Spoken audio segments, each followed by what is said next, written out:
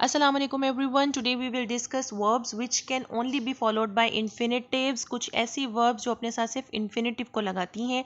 इससे पिछले वीडियो में हमने ये देखा था कि वो कौन सी वर्ब्स हैं, वर्ब्स की कैटेगरीज बताई थी मैंने आपको जो अपने साथ सिर्फ जेरंड लगाती हैं, और आपने उस वीडियो को बहुत पसंद किया था, बहुत शेयर किया, बहुत सारे व्यूज़ दिए। आई होप कि ये वीडियो भी आपको बहुत पसंद आएगी। टॉपिक की तरफ जाने से पहले मैं आप सबसे ये रिक्वेस्ट करूंगी कि अगर आपने अभी तक मेरे चैनल को सब्सक्राइब नहीं किया तो सब्सक्राइब माय यूट्यूब चैनल। आज की वीडियो में मैं आपके साथ एक ऐसी ट्रिक शेयर करूंगी जिसको यूज़ करते हुए आप इजीली डिटरमिन कर सकते हैं कि वो कौन सी वर्ब्स हैं जिसके साथ आपने इन्फिनेटिव लगाना है और कौन सी वर्ब्स हैं जिनके साथ आपने सिर्फ जेरंड लगाना है। इट मीन्स कि आपको वर्ब्स की लंबी लंबी सी लिस्ट याद नहीं करना पड़ेंगी, इतनी सारी वर्ब्स आपको मेमोराइज नहीं करना पड़ेंगी जिनके साथ आप जेरंड लगाएंगे, फिर आप वो लिस्टें याद करें जिनके साथ आप इन्फिनेटिव लगाएंगे। इस झंझट से आपको बिल्कुल निजात मिल जाएगी, क्योंकि आज मैं आपके लिए एक ऐसी ट्रिक लाई हूँ जो आपके लिए इतनी यूज़फुल होगी कि आप इजीली डिटरमिन कर लेंगे कि कौन सी वर्ब्स है जिनके साथ आपने जेरंड लगाना है और कहाँ आपने इन्फिनेटिव लगाना है। वो ट्रिक बताऊंगी मैं आपको इस वीडियो के लास्ट में, तो आप तब तक मेरी वीडियो को देखते रहें और लास्ट में इस ट्रिक को बिल्कुल मिस मत कीजिएगा। जैसे कि मैंने जेरंड के टॉपिक को डिस्कस करते हुए आपको कुछ कैटेगरीज बताई थी वर्ब्स की जिनके साथ आप सिर्फ जेरंड लगा सकते हैं, तो आज मैं आपको बताऊंगी कि वो कौन सी वर्ब्स हैं, वो वर्ब्स की कौन सी कैटेगरीज हैं जिनके साथ आप इन्फिनेटिव लगा सकते हैं। तो चलते हैं कैटेगरीज की तरफ। फर्स्ट ऑफ ऑल देखें, आफ्टर एडजेक्टिव्स, एडजेक्टिव्स के बाद कुछ एडजेक्टिव्स ऐसे हैं जिनके बाद आप इन्फिनेटिव लगाते हैं, जेरंड नहीं लगा सकते। आइए वन बाय वन उनको डिस्कस करते हैं। वन बाय वन जब मैं आपको वो बताऊंगी तो आप इजीली उसको अंडरस्टैंड कर लेंगे। फर्स्ट देखिए, एक्साइटेड, पुरजोश, देवर एक्साइटेड, वो एक्साइटेड थे to hear the news of her arrival, उसके आने की न्यूज़ सुनकर वो एक्साइटेड हो गए, बहुत ज़्यादा पुरजोश थे वो। एक्साइटेड एडजेक्टिव है। इसके बाद आप देखिए मैंने यहाँ पे इन्फिनेटिव लगाया है। आप एक्साइटेड के साथ कभी भी जेरंड नहीं लगाएंगे, आप इसके साथ हमेशा इन्फिनेटिव लगाएंगे। Disappointed, I was disappointed to see my test paper with a lot of corrections in red ink. Disappointed, मायूस, मैं मायूस था, to see देखकर। अब आप ये नहीं कह सकते I was disappointed seeing my test paper with a lot of corrections in red ink, वो गलत हो जाएगा। आपने disappoint के साथ भी हमेशा infinitive लगाना है, जेरंड नहीं लगाना। ग्लैड भी एक एडजेक्टिव है, ग्लैड के साथ भी आप हमेशा इन्फिनेटिव लगाते हैं। We are glad to work with you, glad adjective, to work यहाँ लग गया infinitive. I am happy to see you, happy adjective है, टू सी यहाँ पे देखें इन्फिनेटिव हो गया, यानी कि आपने यहाँ हैप्पी के साथ भी इन्फिनेटिव लगाया। We are please to receive you, please यहाँ पे एडजेक्टिव है और उसके साथ आपने यहाँ इन्फिनेटिव लगा दिया। We are determine to get success, determine यानी वी आर डिटर्मिन, हम पुरअज़्म हैं, तो यहाँ इसके साथ भी आपने इन्फिनेटिव लगा दिया। Anxious, we are anxious to go home back, anxious is also adjective, इसके साथ भी इन्फिनेटिव लग गया। I am shock to know it, मैं इसे सुनकर बहुत ज़्यादा शॉक्ड हूँ, हैरान हूँ, परेशान हूँ। आई एम शॉक्ड, इसके साथ भी infinitive. I am surprise to see you, surprise के साथ भी इन्फिनेटिव, आप नहीं कह सकते I am surprise seeing you. देखें ये मीनिंगलेस लग रहा है ना, इसको कोई इतना अच्छा सेंटेंस नहीं लग रहा, दिस इज रॉन्ग। अगर आप इसके साथ जेरंड लगाएंगे आपने इसके साथ भी इन्फिनेटिव लगाना है। I am afraid to ask question, तो अफ्रेड भी यहाँ पे एडजेक्टिव है, इसके साथ भी आपने यहाँ पे टू आस्क लगाया, इन्फिनेटिव लगाया। अगर आप कहेंगे आई एम अफ्रेड आस्किंग क्वेश्चन तो वो रॉन्ग हो जाएगा। तो पहली कैटेगरी मैंने आपके साथ यहाँ पे डिस्कस की है कि एडजेक्टिव्स के साथ आप हमेशा इन्फिनेटिव लगाते हैं, जेरंड नहीं लगाते हैं। इसका स्क्रीनशॉट ले लें कि ये कौन सी एडजेक्टिव्स है जिनके साथ आपने सिर्फ इन्फिनेटिव लगाना है। सेकेंड कैटेगरी देखिए, सेकेंड कैटेगरी है आफ्टर टू एंड इनफ, यानी टू और इनफ वाले जो एक्सप्रेशंस होंगे उनके साथ भी आप इन्फिनेटिव यूज़ करेंगे, जेरंड यूज़ नहीं करेंगे। एग्जाम्पल के थ्रू इसको पढ़ते हैं। The water was too cold to drink, पानी इतना ठंडा था कि उसे पिया नहीं जा सकता था, मतलब ज़रूरत से ज़्यादा ठंडा था, पीना उसको मुश्किल था। The water is cold enough, पानी इतना ठंडा है कि उसे पिया जा सकता है, तो हमने यहाँ पे भी इन्फिनेटिव लगाया। इस तरह के जो भी एक्सप्रेशंस होंगे टी डबल ओ टू के साथ और इनफ के साथ, उसके साथ हमने इन्फिनेटिव लगाना है। लेट्स सपोज आप ये कहना चाहते हैं कि ज़रूरत से ज़्यादा अंधेरा है, काम नहीं किया जा सकता, तो आप ये कहेंगे it is too dark to work. ठीक हो गया। तो आप इस बात को भी इस पॉइंट को भी आप बिल्कुल अपने फिंगर टिप्स पे रख लें कि आफ्टर टू एंड इनफ यानी टू और इनफ वाले जो एक्सप्रेशंस होंगे उनके साथ भी आपने इन्फिनेटिव यूज़ करना है। आगे चलें, verbs which refer to a future happening, यानी ऐसी वर्ब्स जो कि फ्यूचर हैपनिंग को रिफ़र करती हों उसके साथ भी आपने इन्फिनेटिव यूज़ करना है, जिसमें आप अपना कोई इंटेंशन बताएं कि मैं ये करूँगा, आप अपनी कोई उसमें ऑफ़र दें किसी को कि मैं ये करूँगा, कोई प्लान बनाएं कि मेरा ये करने का प्लान है। तो मतलब इस तरह के वर्ब्स जिसमें फ्यूचर हैपनिंग का कोई जो फ्यूचर हैपनिंग को रिफ़र करें, फ्यूचर हैपनिंग को नोटिफाई करें, उनके साथ भी आपने इन्फिनेटिव लगाना होता है। इसको भी हम एग्जांपल्स के थ्रू पढ़ते हैं तो ये ज़्यादा इजीली हमें समझ आ जाएगा। Intend, he intended to visit Murree. अब देखें, इंटेंड जो है ये एक ऐसी वर्ब है जो नोटिफाई कर रही है कि आप इरादा रखते हैं कुछ करने का। वो इरादा क्या है आपका? टू विजिट मरी, यानी कि आप इरादा रखते हैं कि आप मरी को विजिट करेंगे, मरी की सैर करेंगे। तो आपने इंटेंड के साथ जो है वो इन्फिनेटिव लगाया है। तो जहाँ कहीं भी आप ऐसी वर्ब यूज़ करेंगे जिसमें फ्यूचर हैपनिंग को नोटिफाई किया जा रहा होगा, फ्यूचर हैपनिंग को रिफ़र किया जा रहा होगा, उसके साथ आपने इन्फिनेटिव लगाना है। अगर आप ये कह दें ही इंटेंडेड विजिटिंग मरी तो ये गलत हो जाएगा, आप यहाँ जेरर नहीं लगा सकते हैं। तो ऐसी वर्ब जो कि फ्यूचर हैपनिंग को रिफ़र करें आपने उनके साथ इन्फिनेटिव ही लगाना है। Need, Raza needs to work hard, Raza को ज़रूरत है कि वो सख्त मेहनत करे, तो यहाँ पे भी आपने इन्फिनेटिव लगाया। He offers to help me, offer भी ऐसी वर्ब है जो ये बता रही है कि क्या करना है आगे, टू हेल्प मी यानी मेरी मदद करनी है। They plan to go shopping, they plan के साथ भी आपने इन्फिनेटिव लगाया। Promise, they promise to work hard, उन्होंने ये प्रॉमिस किया कि वो सख्त मेहनत करेंगे, तो प्रॉमिस के साथ इस वर्ब के साथ भी आपने यहाँ पे इन्फिनेटिव लगाया। Refuse, he refuse to take revenge, उसने रिफ्यूज कर दिया कि वो रिवेंज नहीं लेगा। तो यहाँ रिफ्यूज भी एक ऐसी वर्ब है जो फ्यूचर हैपनिंग को नोटिफाई कर रही है, रिफर कर रही है, तो इसके साथ भी आपने इन्फिनेटिव लगाना है। Threaten, they threaten to take revenge, उन्होंने ये थ्रेट किया, उन्होंने कहा कि वो रिवेंज लेंगे, तो थ्रेटन के साथ भी आप देखें यहाँ इन्फिनेटिव लगा। तो इस पॉइंट को भी अपने माइंड में रखें कि वर्ब्स जो कि फ्यूचर हैपनिंग को रिफर करेंगी उनके साथ आपने हमेशा इन्फिनेटिव लगाना है, जेरन बिल्कुल भी नहीं लगाना। नेक्स्ट और भी कुछ वर्ब्स हैं इस तरह की। Want, he wants to live in Dubai, वो चाहता है कि वो दुबई में रहे, तो वांट्स के साथ भी इन्फिनेटिव आएगा। Would love, would like, would hate, ये इस तरह की वर्ब्स हैं जो कि फ्यूचर हैपनिंग को भी बता रही हैं, लेकिन इसके साथ साथ इसमें जो है वो वांटिंग का एलिमेंट भी है, ख्वाहिश का, ठीक है ना, चाहने का एलिमेंट है इसमें, और ये साथ में फ्यूचर हैपनिंग को भी बता रही हैं। I would love to cook, तो वुड लव के साथ भी इन्फिनेटिव आएगा। I would like to sing, इसके साथ भी इन्फिनेटिव आएगा। I would hate to wash dishes, तो वुड हेट है यानी मैं नहीं चाहूंगा, मुझे पसंद नहीं है, टू वॉश डिशेस, इसके साथ भी आपने इन्फिनेटिव लगाया।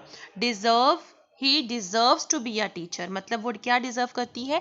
टीचर बनना, कि वो टीचर बने, तो इसके साथ भी आपने इन्फिनेटिव लगाया। Expect, they expect to earn dollars with your new business, वो ये तवक्का रखते हैं कि वो अपने नए बिजनेस के साथ डॉलर्स कमाएंगे, तो आपने इसके साथ भी इन्फिनेटिव लगाया। ये भी उनकी जो है वो फ्यूचर की एक हैपनिंग की तरफ इशारा है। क्या है? कि वो उसके साथ डॉलर्स कमाएंगे। एक्सपेक्ट के साथ भी infinitive. Swear, she swears to speak truth. Wait, she waited to get a glass of water, उसने इंतजार किया पानी के ग्लास के लिए कि पानी का ग्लास आएगा, इसके लिए उसने फिर इंतजार किया कि पानी के ग्लास जो है वो आएगा उस तक, तो फिर उसने इंतजार किया, इंतजार के एलिमेंट को शो किया, तो वेटेड के साथ भी हमने यहाँ इन्फिनेटिव लगाया। अगली कैटेगरी देखें, वर्ब्स ऑफ सेइंग, जिसमें हम किसी को कोई अपनी रजामंदी देते हैं, हम किसी को अपना कोई वादा देते हैं, हम किसी को कुछ कहते हैं, कुछ कसम खाते हैं, तो इस तरह की जो वर्ब्स होती हैं उनके साथ भी हम इन्फिनेटिव लगाते हैं। कैसे? आइए देखते हैं। एग्री, एग्री में आपने किसी को रजामंदी दी है, आप कहेंगे he agrees to play with me, ठीक है, आप नहीं कह सकते he agrees playing with me, वो टोटली गलत हो जाएगा। प्रॉमिस, आपने किसी को वादा दिया है, किसी को अपने वर्ड्स दिए हैं, he promise to help me, promise के साथ भी आपने इन्फिनेटिव लगाना है। He refuse to follow the orders, refuse के साथ भी इन्फिनेटिव लगेगा। ही आस्क्ड टू लीव, इसके साथ भी इन्फिनेटिव लगेगा। He vowed to take revenge, इसके साथ भी इन्फिनेटिव लगेगा। Claim, she claims to be a princess, तो क्लेम के साथ भी आपने इन्फिनेटिव लगाना है, आपने किसी को दावा दिया है, ठीक है ना, ये भी वर्ड ऑफ सेइंग है, तो इसके साथ भी आपने इन्फिनेटिव लगाना है। He demanded to talk to me, उन्होंने मुझसे बात करने का मुतालबा किया, तो इसके साथ भी आपने इन्फिनेटिव लगाना है। ऑफर किया, किसी को पेशकश दी, he offer to help me, offer के साथ भी आप इन्फिनेटिव यूज करते हैं। आती हैं verbs of wanting. Verbs of wanting जिसमें आप वो वर्ब्स जो कि ख्वाहिश जाहिर करती हैं या फिर ये बताती हैं कि आप क्या चाहते हैं, आपकी क्या विश है। आइए देखते हैं कौन कौन सी वर्ब्स इस कैटेगरी में आएंगी। जी, वुड लाइक मैं पसंद करूँगा, I would like to sing, तो वुड लाइक के साथ भी आपने इन्फिनेटिव लगाना है। इससे पहले भी जब मैंने आपको बताया था जिसमें फ्यूचर हैपनिंग वाली मैंने आपको कैटेगरी बताई थी, उसमें भी वुड लाइक वुड लव आया था, तो उसमें मैंने आपको ये बात बताई थी कि इसके साथ हम हमेशा इन्फिनेटिव लगाते हैं। Would love, I would love to hear you sing, तो वुड लव के साथ यहाँ भी आपने इन्फिनेटिव लगाना है। They intend to attend the party, वो इरादा रखते हैं कि वो पार्टी अटेंड करें, तो इसके साथ भी आपने इन्फिनेटिव लगाना है। I want to share my thoughts with you, तो ये भी वर्ब ऑफ वांटिंग है, इसके साथ भी आपने इन्फिनेटिव लगाया, टू शेयर लगाया। अगर आप कहते हैं I want sharing my thoughts with you, वो गलत हो जाएगा, जेरंड नहीं लगेगा, यहाँ इन्फिनेटिव ही लगेगा। Wish, I wish to stay at home, तो यहाँ भी विश के साथ भी आप हमेशा इन्फिनेटिव लगाते हैं, आप इसके साथ कभी भी जेरंड नहीं लगाते। नेक्स्ट देखिए कुछ और वर्ब्स जो कि अपने साथ सिर्फ इन्फिनेटिव लगाती हैं, जेरंड नहीं लगाती हैं। आइए देखते हैं वो कौन कौन सी वर्ब्स हैं। Forget, he forgot to bring umbrella, तो फॉरगेट के साथ भी आपने हमेशा इन्फिनेटिव लगाना है, कभी भी जेरंड नहीं लगाना।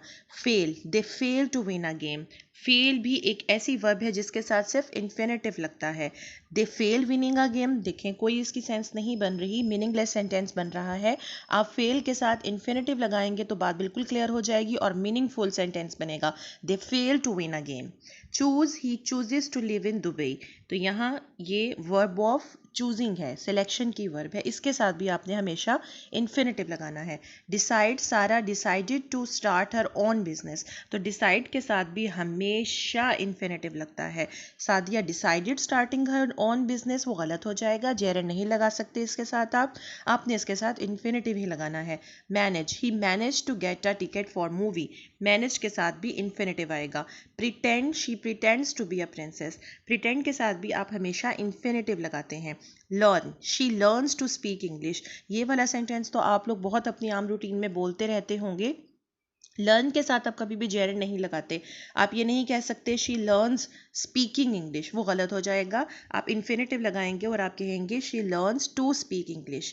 सीम, it seems to be a very difficult question, seem का यूज़ भी बहुत होता है रूटीन में और आप जो है आप अनकॉन्शियसली, आपको पता भी नहीं है कि इसका कोई रूल है या नहीं, लेकिन आप ये सुनते हैं और आप अपनी डेली रूटीन में हमेशा इसके साथ इन्फिनेटिव लगा रहे होते हैं, तो ये एक रूल है कि सीम के साथ आपने हमेशा इन्फिनेटिव लगाना है। It seems to be a very difficult question, तो ठीक है, ये वाली वो वर्ब्स हैं जो कि अपने साथ इन्फिनेटिव लगाती हैं। अब आती है बारी ट्रिक की, वो ट्रिक जो मैंने आपको वीडियो के स्टार्ट में कहा था कि मैं आपके साथ शेयर करूंगी कि कौन सी ट्रिक है जो कि आपके लिए बहुत यूज़फुल हो जाएगी ये डिटर्मिन करने के लिए कि कहाँ आपने जेरंड लगाना है और कहाँ आपने इन्फिनेटिव लगाना है। तो आइए चलते हैं उसकी तरफ।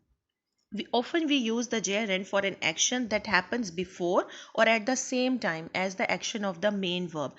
जी, जब मेन वर्ब के एक्शन का जो टाइम है, अगर आप किसी ऐसे एक्शन की बात करना चाहते हैं जो मेन वर्ब के एक्शन के टाइम से पहले हुई है या मेन वर्ब के एक्शन के टाइम के वक़्त ही हो रही है, उसी टाइम हो रही है, तो आप हमेशा जेरंड यूज़ करते हैं। क्लियर हो रही है ये वाली बात आपको कि आप अगर एक ऐसे एक्शन की बात करना चाहते हैं जो कि मेन वर्ब के एक्शन के टाइम से पहले वाक़या हुई है या फिर उसी टाइम वाक़या हुई है जिस वक़्त मेन एक्शन जो है, मेन वर्ब का एक्शन हो रहा है, तो आपने जेरंड यूज़ करना है। एग्जाम्पल के थ्रू इसको देखेंगे तो ज़्यादा समझ आएगी। I denied telling a lie, I denied मतलब मैंने जो है वो इनकार कर दिया, टेलिंग अ लाई, झूठ बोलने से। आप डिनाई करते वक्त झूठ नहीं बोल रहे, आप ये कह रहे हैं कि पहले कभी कोई आपसे कह रहा है कि आपने झूठ बोला, बिफोर है ये, ठीक है ना, पहले आपने कहीं झूठ बोला, तो आप ये कह रहे हैं कि मैंने झूठ नहीं बोला। तो यहाँ पे डिनाई जो है मेन वर्ब का जो एक्शन है उससे पहले झूठ वाली बात की जा रही है, यानी कि पहले यू आर डिनाइंग कि आपने पहले झूठ बोला है, बिफोर, ठीक है, बिफोर का एलिमेंट है यहाँ। तो डिनाई से पहले टेलिंग अ लाई वाला एक्शन हो रहा है, तो आपने यहाँ पे जेरेंड यूज करना है, इन्फिनेटिव यूज नहीं करना। सेकंड देखिए, I enjoy reading books. I enjoy, मैं एन्जॉय करती हूँ रीडिंग बुक्स, बुक्स पढ़ना। It means that you are enjoying yourself at the time of reading. आप जो एन्जॉय का जो एक्शन है वो रीडिंग बुक्स वाले एक्शन के दोनों एट द सेम टाइम जो है वो वकू पजीर हो रहे हैं। जब आप कह रहे हो आई एन्जॉय, मैं एन्जॉय करती हूँ रीडिंग बुक्स, बुक्स पढ़ना, ठीक है ना, यानी कि at the time of enjoying you are reading books, sorry, at the time of reading books you are enjoying, तो it means you enjoy yourself at the time of reading books। तो इसका मतलब ये हुआ कि जेरेंड आप तब use करेंगे जब आप एक ऐसे एक्शन की बात करना चाहते हैं जो कि मेन वर्ब के एक्शन के टाइम से पहले या फिर मेन वर्ब के एक्शन के टाइम के वक्त ही हो रहा होता है। Hope you are clear. दूसरा, often we use the infinitive for actions that follow the action of the main verb, यानी कि इन्फिनेटिव कब यूज़ करना है, इन्फिनेटिव यूज़ करना है उन एक्शंस के लिए जो कि मेन वर्ब के एक्शन को फॉलो करते हैं, यानी कि मेन वर्ब के एक्शन के बाद होते हैं, उसके बाद वो वजूद में आते हैं। एग्जाम्पल देखेंगे तो ज़्यादा क्लियर होंगे। She vowed to take revenge, यहाँ पे उसने कसम खाई है टू टेक रिवेंज, रिवेंज लेने की। अब ये जो रिवेंज लेना है ये उसकी कसम खाने के बाद ही होगा ना, तो फिर इसका मतलब ये हुआ कि ये जो रिवेंज वाला पार्ट है ये मेन वर्ब के एक्शन जो है उसको ये फॉलो करेगा। तो फिर अगर आप किसी एक ऐसे एक्शन की बात करना चाहते हैं जो कि मेन वर्ब के एक्शन को फॉलो करे, यानी कि मेन वर्ब का जो एक्शन है उसके होने के बाद वो वजूद में आए, उसके बाद वो वकू पजीर हो, तो फिर आपने इन्फिनेटिव यूज़ करना है। She decided to buy a new house, यानी कि उसका नया घर खरीदना जो है यहाँ उसके डिसीजन की वजह से रिजल्ट में आया है ना, मतलब कि नया घर खरीदना उसके डिसीजन का रिजल्ट है। तो फिर नया घर खरीदने ने यहाँ buy a new house decide को फॉलो कर रहा है, यानी कि जो आप यहाँ पे आप एक ऐसे एक्शन की बात करना चाहते हैं जो कि मेन वर्ब के एक्शन को फॉलो कर रहा है, तो ऑब्वियसली आप फिर यहाँ पे इन्फिनेटिव लगाएंगे, जेरेंड नहीं लगाएंगे। ठीक हो गया। लेकिन ये ट्रिक जो है वो यूज़फुल है, लेकिन ये हमेशा या हर वर्ब के साथ एप्लीकेबल नहीं है। तो ये वाला पॉइंट ये हो गया कि अगर आप ये कहें, अगर आप किसी एक ऐसे एक्शन की बात करना चाहते हैं जो कि मेन वर्ब के एक्शन के वक़्त से पहले हुआ हो या फिर उसी टाइम हो रहा हो जिस वक़्त मेन वर्ब का एक्शन जो है वकू पजीर हो रहा है, तो फिर आपने जेरेंड यूज़ करना है। लेकिन अगर आप एक ऐसे एक्शन की बात करना चाहें जो कि मेन वर्ब के एक्शन को फॉलो करे, उसका रिजल्ट हो मेन वर्ब के एक्शन के बाद वो वकू पजीर हो, तो फिर आपने इन्फिनेटिव यूज़ करना है। Hope you are clear. If you like the video, subscribe my YouTube channel, like my video and share it. Take care. Allah Hafiz.